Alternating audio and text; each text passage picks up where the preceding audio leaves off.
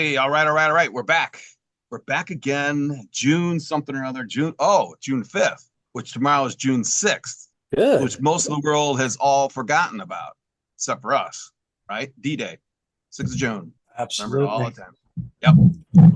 I will later tonight be watching Saving Private Ryan, and then later, The Longest Day, which is in black and white. But yep, it's like December 7th. I watch all the Pearl Harbors. But all right, yeah. Don't All right, forget. let's start a little bit different. Let's just everybody do a quick hello and for our audience and tell them what they do. So we'll start with Kevin Fry first. That's funny. I was going to go ahead and jump in and go. I'm an adult daycare provider of companies, corporations, enterprises, and businesses. What I do is I take the indecision out of the decision. Whatever their problem is, they can't decide. I help them decide it, and that's what we get with. But if I can't do that as an alter ego, then my real life is I work with enterprise and government, and we are changing the way the landscape of MFP looks to the world of IT people. Good one. Excellent. Okay, Neil, you're next. Okay, I'm also an adult daycare provider, but I'm just dealing with people is a skill in its own, right? But so that's one thing I'm learning, and I'll constantly be learning. But I'm kind of just a propeller head, technical, geeky kind of guy. I love cybersecurity and I love networking. So I love connecting different kinds of devices. That led me to the Twain Working Group, where I spend a lot of my time volunteering over there, and we connect things, robots and scanners and copy machines and software applications, and that entails doing things like cybersecurity and working with people like Kevin, talking post quantum and firewalls and all this kind of stuff. But I love connecting things, and I love connecting things that let people create solutions, hardware and software solutions together. That's my passion. That's why I love doing it at the Twain Working Group and working with people like you guys to talk robotics and all this kind of IoT stuff of the future. So you're saying Felix? you're adult daycare provider I students am don't have very much. AI? Well, some of them do, and some of them don't know what they're doing with it. We just had that conversation, so it's kind of they always say these technology trends are always coming. E-commerce came and then went, found its place. Blockchain came and went, found its place. The internet came and went. So all these mega trends, they come and go, and they have these hype cycles, right? But we're in the middle of like the hype cycle of hype cycles times four, right?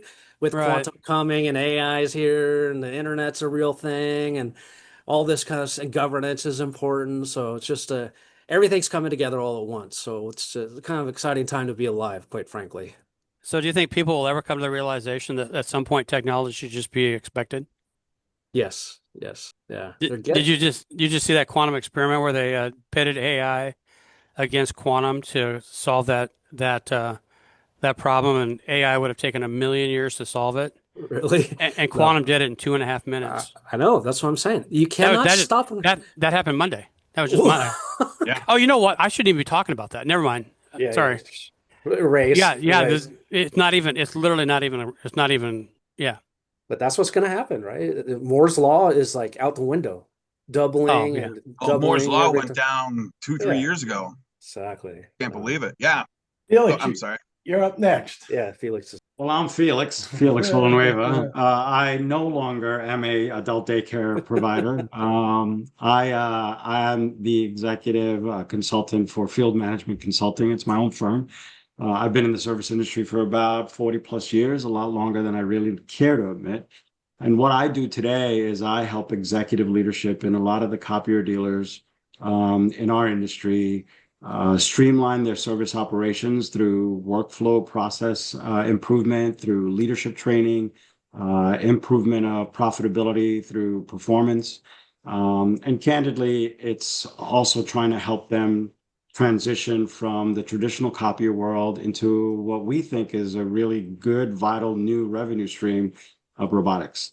And so here I am. I'm glad to be here, and I hope that helps clear up what I do. No worries. Welcome. Greg? I'm Thanks. Greg. I'm here with Art. And I'm Art. I'm here with Greg. They meet some of our government requirements, so that's why they're here.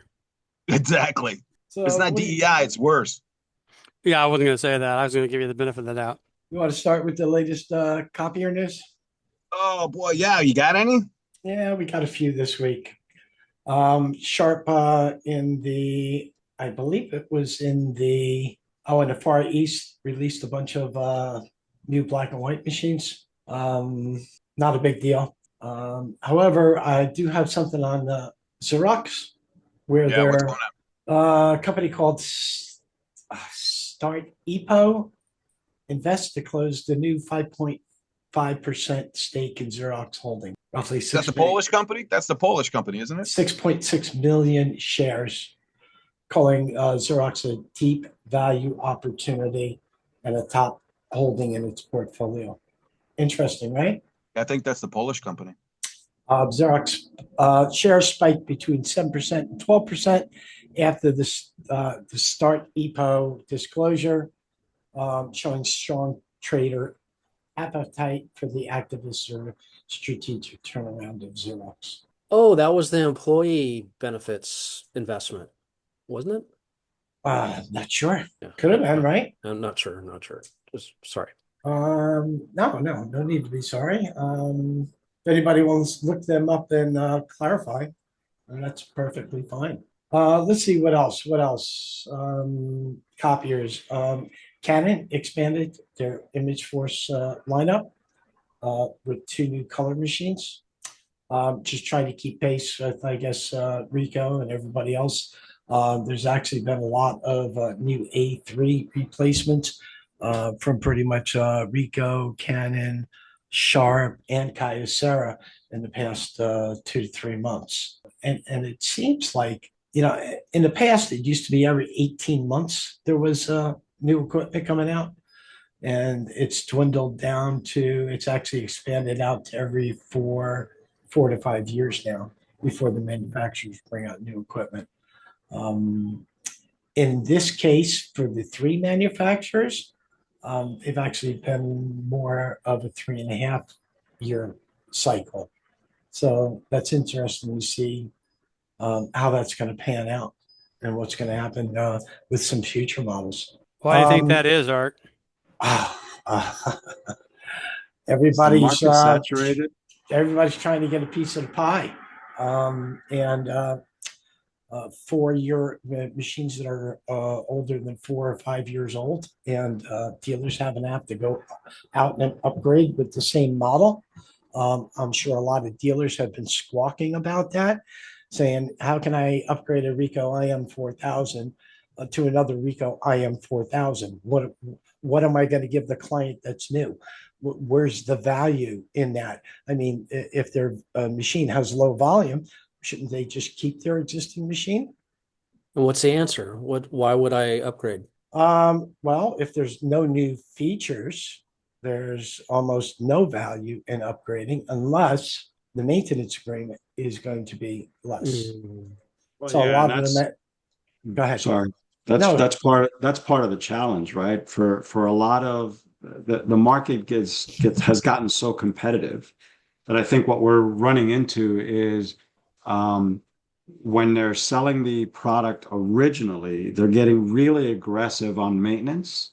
And so when it does come time to re-up or upgrade, if you will, the pricing on the new device, it's challenged to be better than the pricing that they've got on the existing device because the existing device started so low. And a lot of times thinking about the business aspect of it, had you not bought down the service contract originally, then the natural progression of the increases year over year would then get you to the point where it would be the natural thing to do to upgrade the equipment to get a lower service maintenance price.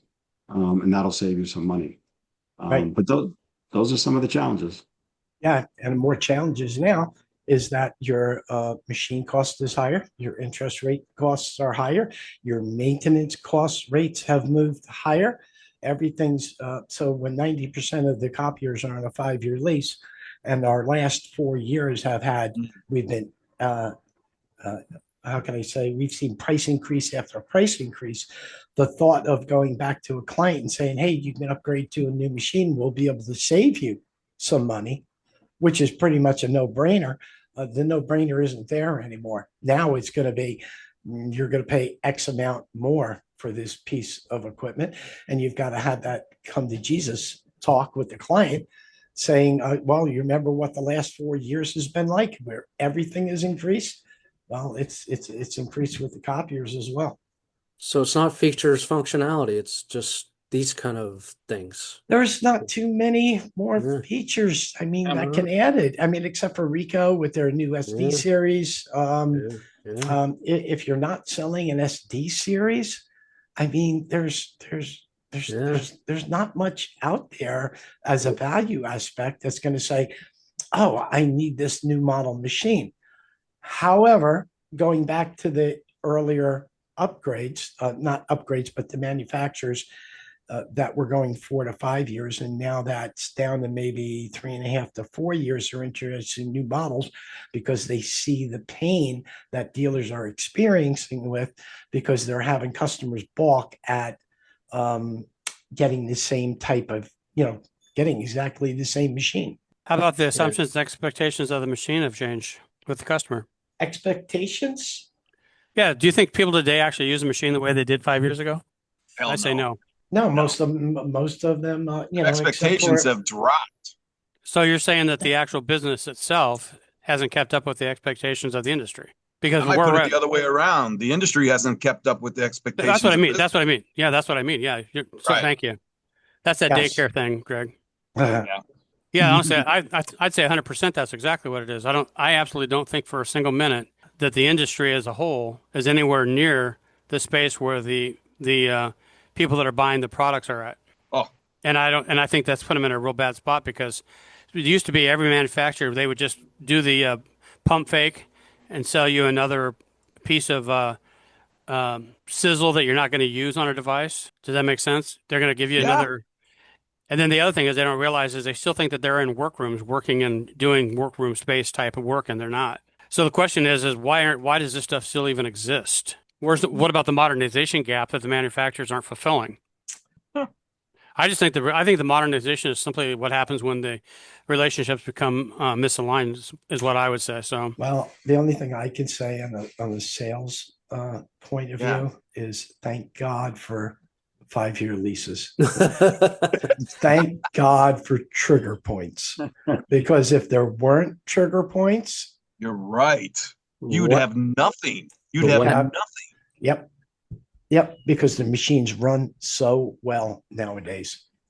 So- It used to be a point where the Oh. early color machines were, tedious and, needed a lot of service. And nowadays, I mean, I'm seeing machines going 60,000 pages of color with zero issues. You seeing the same thing, Felix? Yeah, absolutely. Those olden days were job security for me and my group all the time. I kept Yeah. people busy on a daily basis. And you're right. I mean, even the new Caton product, I think one of the things that they're talking about is the technician just needs one tool to service the entire device. So life is getting easier from that perspective. I mean, there's still wear and tear, but individual parts are lasting longer. So would you say the current operational support model reflects the capabilities of the technology being supported, or the limitations of the technology that preceded it? That second Because thing. you're talking think about it's the you're talking about second. two different industries right there. Yeah, I'd say the latter is probably more accurate. So technology evolves, but operational assumptions don't. That's universal. 100%. I think, I mean, yeah. Yeah, this is in every Yeah. industry. This is Yeah, I mean, one of the things we talked about when I was with Canon, obviously Canon is so diverse in product. We always talked about the fact that similar to the Canon camera, everybody would buy these beautiful SLRs and they put it on auto mode, and that's how they would use it. And they really wouldn't use all the functionality of the camera. And copiers are the same. There's so much functionality on it, but most people just press the green button and make copies, or they sit on their computer and they hit print, and then they go pick it up. And they don't use It's the all 11 by other- 17 issue, right? I mean, Yep. I did an analysis on my fleets a long time ago, 2000, I don't know how many thousands of devices, less than 1% actually printed 11 by 17, but 95% of the machines had the capability to print 11 by Right. 7. Right. Incredible. That's what they call the killer lockout spec. You got 11 by 17 thing, and you go sell it against the competitor that doesn't have it, and they buy it for that reason, right? If you can get them in there, right? Well, you know, it became a legacy. Book Yeah. copy was a thing at one point. This You is know, good. but in the end, those paper trays had dust bunnies in them. They never ever did it. And Right. you know, and in a general office, I mean, if you were marketing on color, sure, right? Occasionally 11 by maybe not even occasionally, but no, that was years ago. But the Yeah. oversale has been so not even with our stuff, but look at Salesforce, HubSpot, any of the Everything. CRMs. Yeah. Everything SharePoint. that you are buying 14,000 different functions and you might use 2. It's like Yeah. Excel. We talked about this before. Yeah. The deepest anyone ever goes into is maybe pivot tables, maybe. Maybe. But everyone else is just adding and subtracting columns. But you can do all that other crap with it, right? And no one wants to do that. Is that what they So call it's- perceived value? It is. What's it called? Charlatans. I mean, you're selling the snake oil, and no one needs snake oil, right? Right. It's just but here's very interesting because AI is cutting through all of that. I mean, if you hear SaaS is on the rocks, Salesforce is on the rocks, they're all like going, we got to figure out this thing because it's really people are figuring it out at the tip of the spear. They're figuring it out right now. We don't need Salesforce. We don't need HubSpot. We don't need these things. No, they're gone. Yeah, They're And the buggy whip. buggy whip. You can But make how- a really nice buggy whip. So go into AI and tell it that you want to sell ice cream, and it's going to say how many calories do you want Yeah. to pay for it, because the rest of it is nothing but taste. It's simple. It's simple. That's the problem, is it makes it simple. Yep. I think the copyright industry is going through the same kind of thing. I don't think the industry experts understand the where there is now. Kev, I always felt that simplicity wins over complexity. And I'll give you a perfect example. The OS2 operating system. Almost everybody agrees this is a better operating system than Windows. I loved OS2. I was like one of the only ones who ever used it. Yeah. But Go on. But Microsoft ended up winning because they came up with Windows, because Windows is simple and easy and graphical, right? Because IBM sucks. Was Apple the first with the iPhone, with the smartphone? No, right? There was other ones around, but Apple made the user experience super simple, easy. There you go, right? Google made search easy, right? So are they the best technologies? Probably not. Is VHS, was that better than Betamax? That was porn. God. No, pornography settled the VHS versus beta standard. So But anyway, VHS had porno tapes and Betamax The didn't. producers in pornography were looking at a cheaper way to get their content out into the world, Oh, and VHS was better. So Well, that's what they there did. But there if you you go. look deep, adult entertainment drove streaming, drove online payments, drove moving money. I've got a whole line of articles on this. The adult industry drove technology. Wasn't it? How long ago was it when every single search on the internet was adult entertainment? Remember how much content? This is back in the early days of the interwebs. It wasn't newspapers, it was adult entertainment. And if you look at the numbers, it's still huge. Oh yeah, it's a shit. big industry for sure. And it drives technology. So now you wait until, and they're doing it, they get a hold of robotics and AI. Good God. I know. And they're doing it right now. That's all R&Ds out there. It's going to happen. So Right. like I Go keep ahead. saying, Kodak invented the digital camera, but went bankrupt because it didn't look familiar. Yeah. So you can build all the technology you want, but what the difference is between what Kevin just said and what Greg just said is the ability to reach the masses to Yep. make it acceptable, because there's no question about the two OSs. I mean, Right. anybody that knows OSs would agree, right? I mean, You it kidding wouldn't me? even- Windows sucks. It Right. still sucks. It's still DOS. I swear Yeah, it still it will- processes 8 bits at a it- time. It is. But someone else said something really smart a few weeks ago. As I heard, there's infrastructure. No. What is it? Install base drives infrastructure. Oh, 100%. So So what Microsoft can release a piece of crap over and over and over. It doesn't matter. There's still, enterprise is going to buy your crap because you're Microsoft. We're seeing that. I mean, what is it? Copilot sucks. But enterprise is getting behind it because they're a Microsoft house. Mhm. Windows for years, right? The blue screen of death. Everyone knew about it. Well, all you got to do is reconfig and pull your and do a jumping stack. check, and it'll come back. And we When accepted that.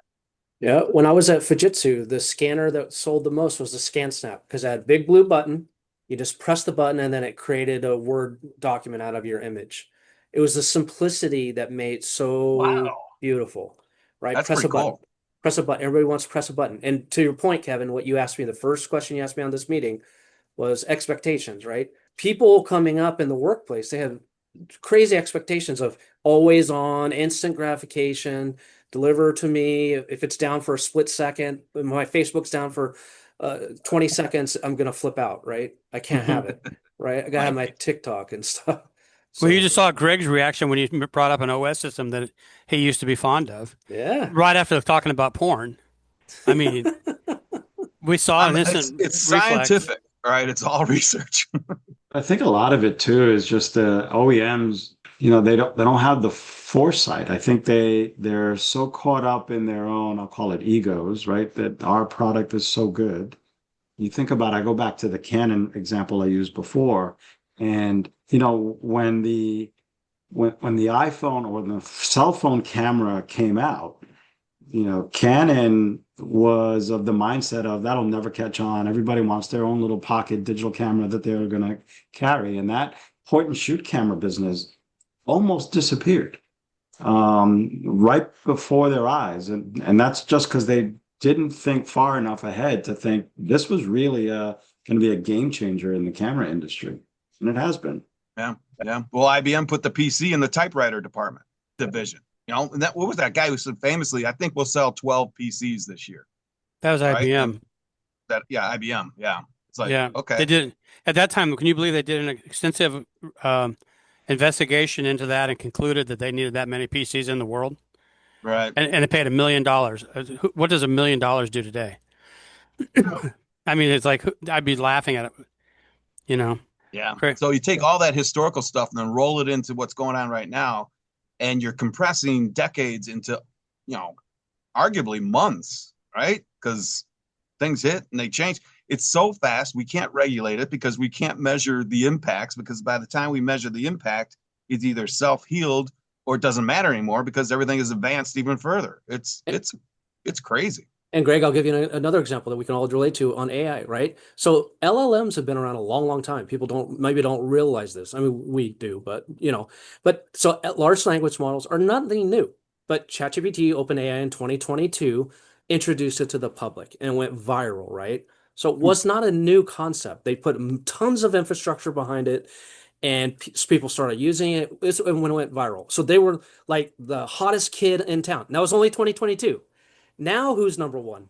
Anthropic, right?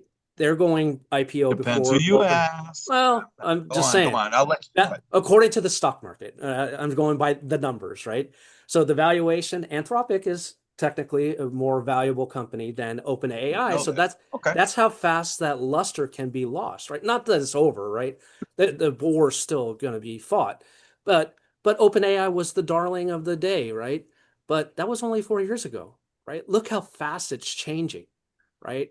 Where in search, there was Yahoo and Netscape. And then there was a decade, right? 15 years. And then Google came around and Google dominated for the last 15, 20 years, right? So those technology trends they took decades, a decade or probably a decade, But now with this kind of stuff, it happens in years. I mean, to your point, it will be months. It will be even less.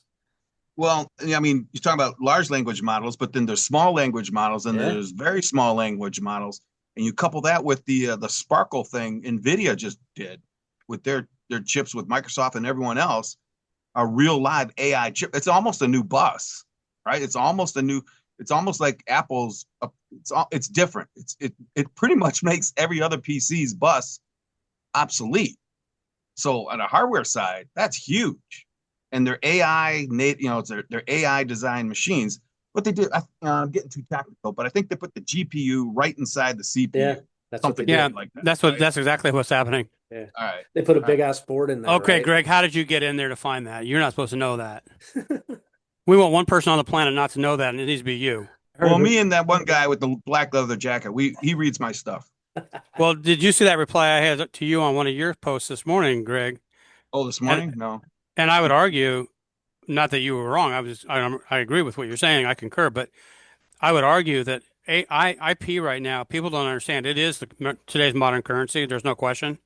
But Yeah. the shelf life of that IP has, like Kevin just said, has been condensed. Right now, It's the from hero to zero is such a short time frame. You crazy. know, yeah. I mean, Yeah. you could do it in the car business. General Motors was number one in the world for blah blah blah blah blah, and then all of a sudden, who are they?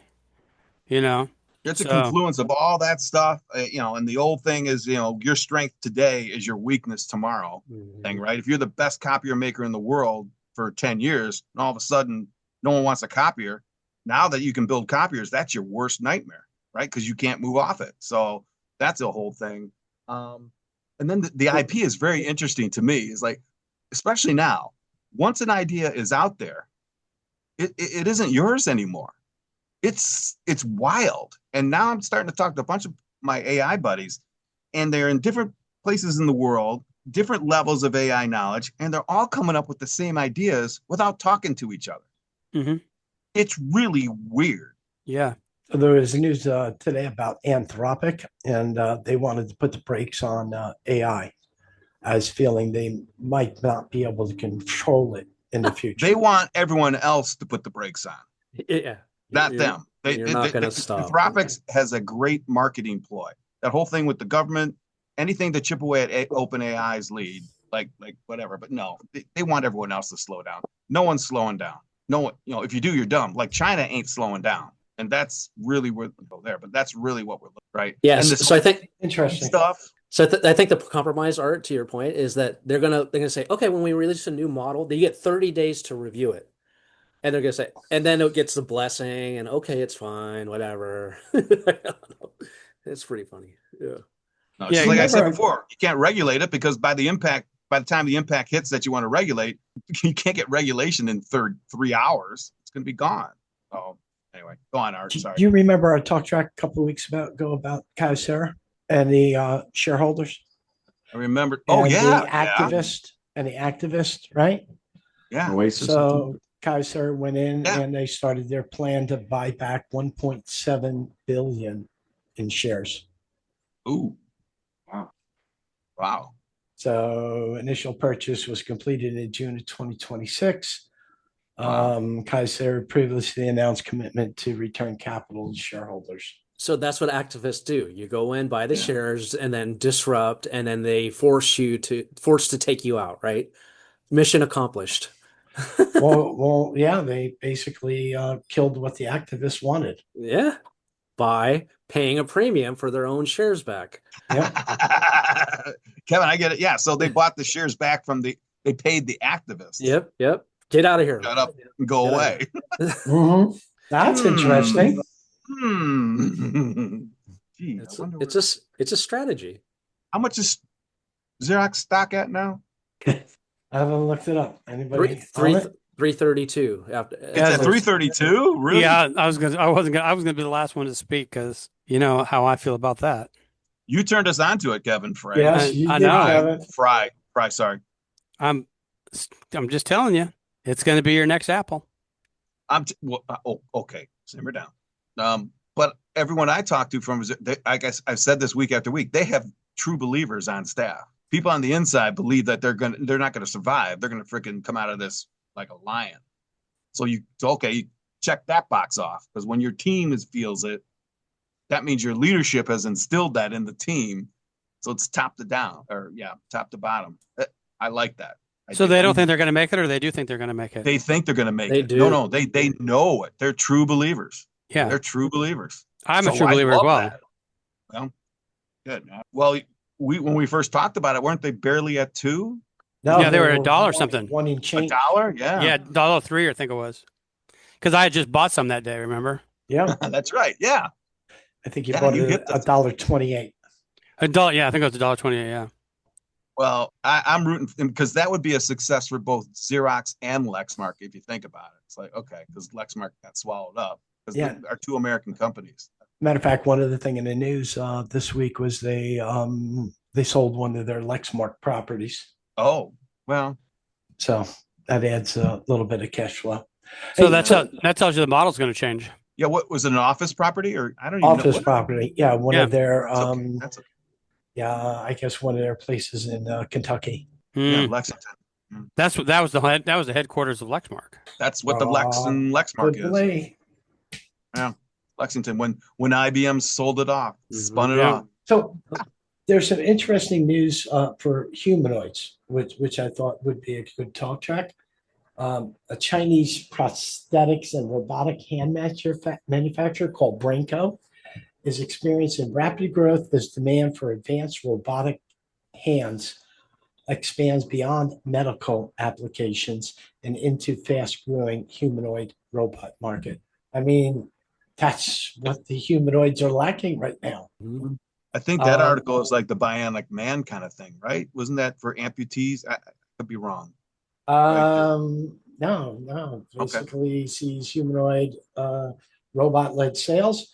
Growth is occurring primarily in China, which has become one of the world's largest humanoid robotics development markets, while demand is also emerging from international robotic manufacturers. Surge was reported on in June, coinciding with increased investment in commercialization of humanoid robots across manufacturing, logistics, and service industries. Advances in sensors, actuators, AI, and precision motor control are enabling robotic hands to perform increasingly sophisticated tasks. For many humanoid developers, creating a capable hand remains the most difficult engineering challenges they need to overcome. Yeah, I saw a video, and I'm going to be a bit unintelligent here, but what I saw was that there's the development of more dexterity in finger manipulation in the hand, Mhm. has really taken that whole humanoid aspect to another level now. So I mean, it's pretty quick It, advances. it, Things are it, moving fast. Yeah, it has to. Like Greg says, kung fu and dancing and cartwheels, there's no use case. But once you get these humanoids with an AI brain and the dexterity in the fingers and the hands, it's the wild, wild Well, west is there. we're all going to have our own Rosie the robots in our houses. If you're old enough to remember Rosie the robot on the Jetsons. Are you Yep. kidding me? Read the room. Rosie. Well, hey, I saw something pretty cool. I think it was on Rogan. I might be wrong. A guy, he got in an accident, so he had one of those Elon Musk things in his head. You know what I'm talking about? The right, Neurochip. the neural chip. Thank you. And he was talking to Joe, and they were for some reason because he's a gamer. This is the only reason I remember. Oh, he's a gamer, and he tells Joe, goes, now when I play games, it's like I have an aimbot. I don't even have to move. I just think about it and it does it. And he goes, I didn't think that that was going to happen. So I don't know what the interface is between him and his PC, but the whole thing is he's really just thinking about it, and the activity that he's thinking about is occurring in the real world. So it's a huge bridge. And so, like if you're talking about the hands and things like that, that's why I thought it was an amputee because whatever Elon's doing is plugging into the right stuff. When you can, and this guy could talk and everything, but he just had, I think he had his arms didn't work, but he was able to do that online, which is pretty wild, right? It's kind of scary, but yeah. Yeah. So that's one little advancement. But you're the one who called the hand thing. Once that, because the human hand has way too many bones and tendons and nerve endings than almost anything else. So Yep. if you can master that, you can do just about anything. Yeah, and the next point of news that I have here is humanoid robots are coming to work. Companies figure AI, agility, robots, Aptronic, Boston Dynamics, Tesla, Unitree, Sanctuary AI, and 1X are developing humanoid robots for commercial workplaces, Yeah. while major technology providers such as NVIDIA supply the AI and the computing infrastructure. Yeah. So they're showing. I'm watching a video. They're showing the. They're like put them on like imagine an assembly line, stuff going down an assembly line, pills, whatever. And they're not bots. They're hands, Hmm. and they're reaching in and they're doing whatever the task is. They're putting them in things and things like I- that. So I- basically just AI or a bot on waste reduction, only half of it. Yeah. Oh, So So go ahead. my question today would be, what is sci-fi nowadays? What can we call, what could we classify as sci-fi? Transporter. Is it? ooh, good call. Except for the quantum thing, entanglement. Yeah, yeah. You might have hit the only one, actually. I can't really think of anything to Well, the rebut with. transporter thing, the antimatter matter, then the reconversion is just it is a transportation device. All right, strictly. But if you take in quantum entanglement, you don't need to transport to it. You bring it closer. Well, You know, I dematerialize and rematerialize. think in 40 to 50 years you'll have transporters. No use for jets, planes, cars, nothing. These transporters need a protocol, right? Just kidding. Yeah. Twain can write the specifications. Kevin, you need to get right on Protocols. that right now. Hang up right now and get on that. You're going to be first to Very market. impressive, Kevin. Very Yes, man, I'm sick. And then let me know. I'll write the compliancy around it, and we'll. Oh my God. There won't be any protocols because the protocols will change millisecond to millisecond. Yeah, they'll adjust automatically and just They're dynamic protocols. you'll never get away from that though. You still have to communicate somehow. As long as we're still processing zeros and ones, but the second we go analog, won't matter. Yeah. So there's a little bit of other news here. It said humanoid robots are moving from laboratory demonstrations into real world deployments, performing tasks such as materials movement, inventory handling, inspection, logistics support, and repetitive labor intensive work. Early deployments are occurring in manufacturing facilities, warehouses, distribution centers, hospitals, retail environments, and corporate campuses. Industry analysts expect growth through 2026 to 2030, with pilot programs expanding into production deployments such as AI battery sensors and mobility systems. I thought that article was interesting. How fast? So a year ago, Greg, we were saying maybe 5 years for a humanoid that would have a hand that's capable of Just said it repairing a last copy week. machine. I don't know anymore. Yeah, I don't know if I'd put time on anything. It could I be a know. couple of years away. That's 24 months. Geez, I don't know. Because what's going to happen is the AI is going to leapfrog and then design the hand that can do that. I'm sure AI is probably designing the hand right now. Right. Yeah, good point. Yeah. Well, here, let me pose this thesis. So you guys probably watched that the robot run for like 5 days and process scan. It was like processing packages. Figure AI, yeah. It was, Yeah, was it? Okay. So I'm looking at that and going, well, yeah, that's a humanoid doing that. But the process, the machinery, everything was designed for a human. If it were designed for a machine, you wouldn't need fingers. exactly. Yeah. So It was- like, okay. it was a show. Interesting. We had that talk track 3 or 4 months ago. What You could happened if just the skip copier the human.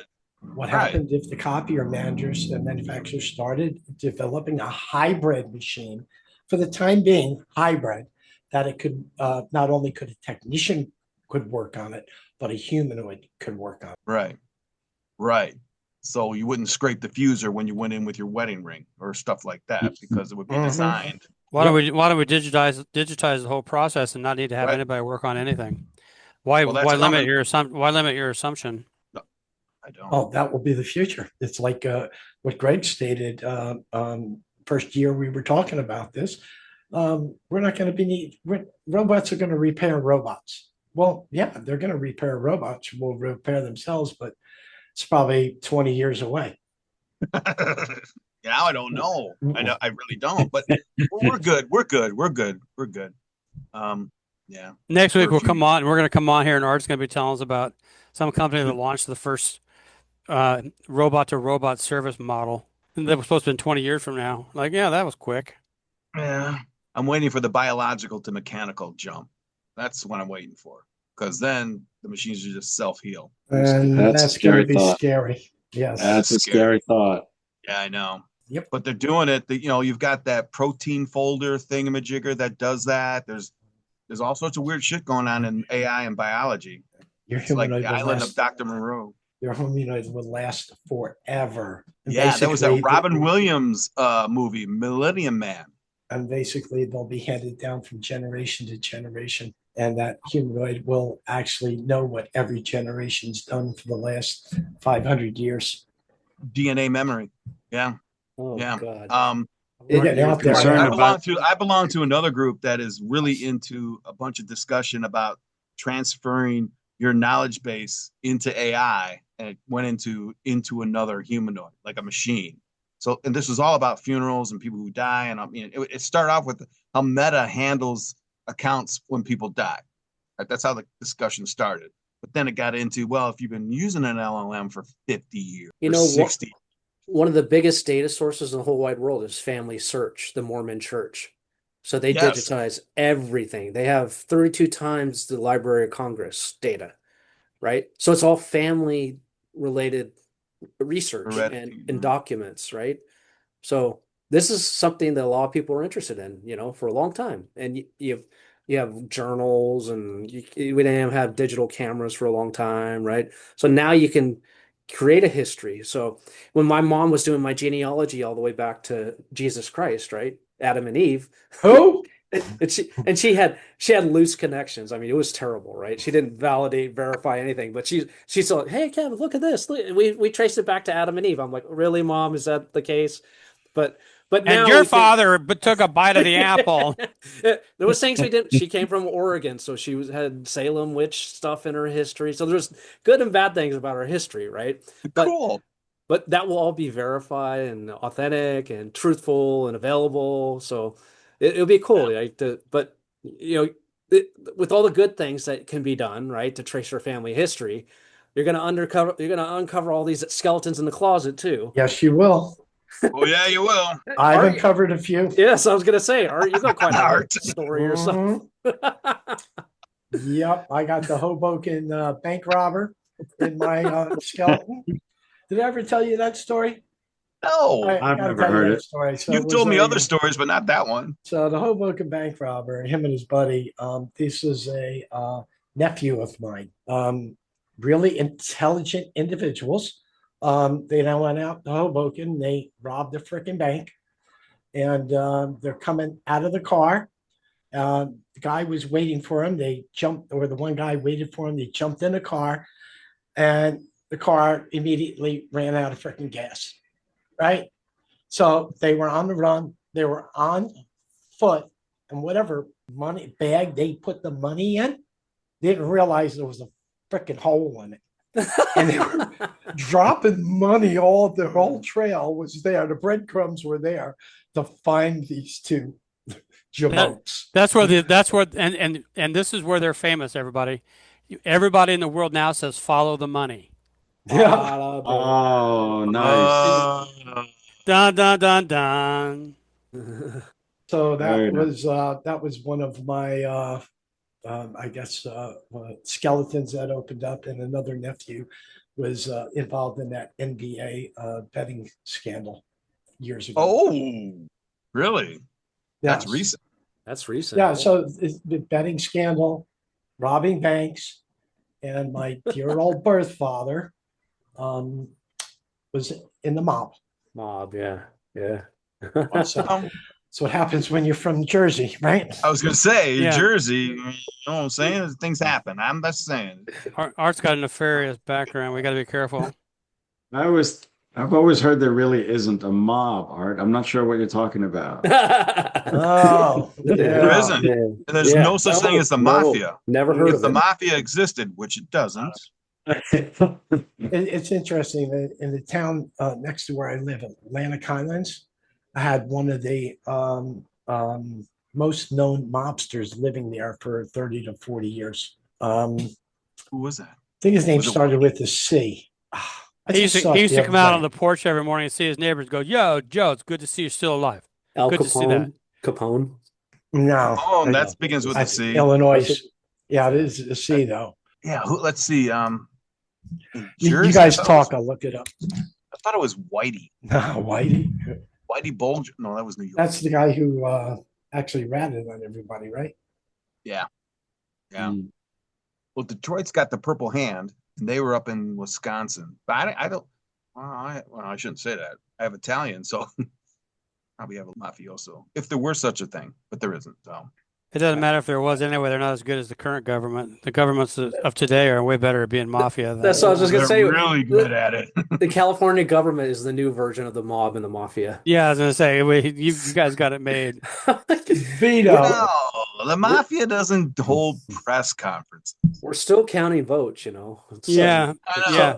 So it wasn't, They got 3.6 the million. votes got held up in traffic. They'll be coming. They'll be coming. it promise. wasn't a C, it was a G. gee. Vito Genovese. Gambino? Genovese.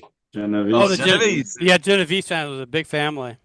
Yeah. So the town I live in, Highlands in New Jersey, during Prohibition, was known for all the rub getting taken, going out to the ships and getting the alcohol and then running them into the city. Boardwalk. The Boardwalk Empire was right there. That was them. I watched that. Yeah. good He brought series. in the rum from Cuba up through Miami. And then Mhm. the bourbon came in through Detroit, and there was all sorts of stuff. Yeah. And they even went out to Ireland. Yep. To get the whiskey. Yeah. Those are good times. It was such a simpler time. A simpler time. You know who was who. Yeah, but life expectancy was a little shorter. Yeah, Uh-huh. who's not anymore? A little bit. Wow. Yeah, so Wow. we went from DNA to Ancestry, that special thanks to Kevin.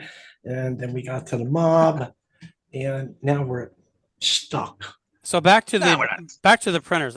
Since we're all in the industry, or have been around, orbited the industry, or the industry has orbited us. If you were to be called onto a committee by manufacturers and said, "We need a steering committee. We want to make the next generation of product." Art's got his hand up. Yeah, call on Art. Me, Well- What would you say? one device, one A3 device, one A4 device that meets all needs with variable speeds on the machines, or licensing that I can, as a dealer, I can change the speed of the machine to whatever I want. And then I can turn color on if they just want black and white. They get the machine. If they want to activate color 2 years down the road, I'll sell them a license. And basically, those licenses renew every year as a subscription service. One A3, one A4, they all take the same accessories. That's it. That's the only way they can simplify this industry, because our industry is too complicated.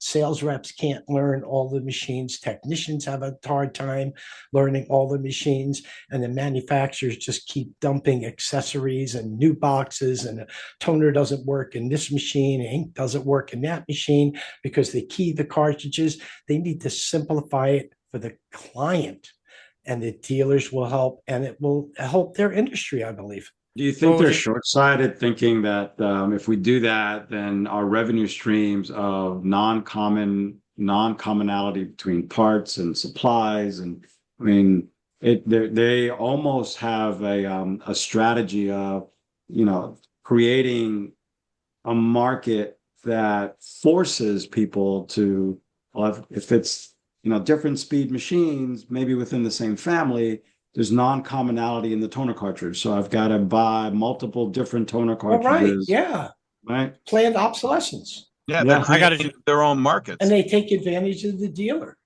Yeah. Ironically, I have to jump off. I got Epson on my other next call. All right. Yeah. good. I'll bring that. I was going to hopefully get a big answer, but I don't think they're going to do that on this call. So I'm going to have to wait till the next one. Art, I'll try that. Well, Tell Kevin, them to if you start don't ask, you don't knives. get. That's a good point. We got to know feedback. There See you go. guys all All later. right, take care. All right, Kevin. take care, Kevin. So Felix, you brought up a good point. The dealers take the brunt of it, the losses. Yeah. Right. And as you well know, you can go to enter a dealership and you'll see parts there that are 15 or 20 years old that they had to order, and they never sold those parts, and they never will sell those parts, or toners that could be still 10 years old in the box. Yeah. So there's a ton of obsolescence. There is real estate costs because they got to store it somewhere, right? Cost per square foot. Yep. Yeah, so it's a challenge on the dealer and the dealer's P&L because they've got to make sure that they're prepared for the just in case. I do think that there are some strategies out there, like distribution management has got a marketing a methodology, I should say, that they'll handle all of your supply needs, your auto replenishment of toners for your clients and all, so that they take the real estate. Obviously, they get a VIG on it, right? So they have their markup, but it reduces the footprint that a dealer has to have to store all of this. Right, but then the DM gets the name of the client, Yeah, and so that's part of the challenge, right? and that's what dealers want no part of. That's been an argument for decades. So Yep. so has DM ever approached a client from someone else? Have they ever done that? Have they ever stole the business? I think I that don't would know. put them at huge risk in the community, right? Because once it gets out that they did it with one, then they're done. They're toast as an organization. Yeah, Because that's what I'm nobody's saying. I ever mean- gonna- What happens if Sharp comes across and Sharp buys them? yeah. Okay, All good bets point. are off. Right. Well, okay, that's Marco. That's KB and Konica Minolta and Marco right now. That's exactly what's happening. Like, it was it. Yeah. Konica I mean, Minolta revised the dealer agreement and now looks to be pushing everything through Marco's national, whatever the hell they're doing. I have no, their distribution. Yeah, I don't know what the NDAs or the non-solicitation clauses would be in these contracts, but there have to be some level of security so that things like that don't happen. Well, I mean, yeah, you're as right. long as It's- another it's- company doesn't buy the other, like Art just said, right? If someone Yeah. bought DM, which that's not going to happen, but if Sharp bought DM, then DM doesn't exist. Sharp owns everything. So now, in Right. theory, Sharp could go after all those accounts. But that's happened so many times, right? I think as our industry continues to fall, I think you're going to see different buying opportunities from the OEMs to control their eventual demise and make as much money as possible. Well, control their demise. That's a plan. That's a plan. It's like the Titanic sank, but there was a plan. Women and children, you go down with the ship, but that's a plan. Wow. All right. Did you say women and children, you go down with the ship? Did I leave out I'm the not sure word that was the plan. Somehow I had Van Halen in my head, but that Greg was playing a violin on the ship at that time. gentleman has been an honor to play. Hey everyone, so it's 5 p.m. It is the end of our show for this week. Special thanks to Kevin Neal, Felix, Greg, and our Kevin Fry. I have to leave us early. We appreciate it. Please like, follow, and share. And we'll see you next week at 4 p.m.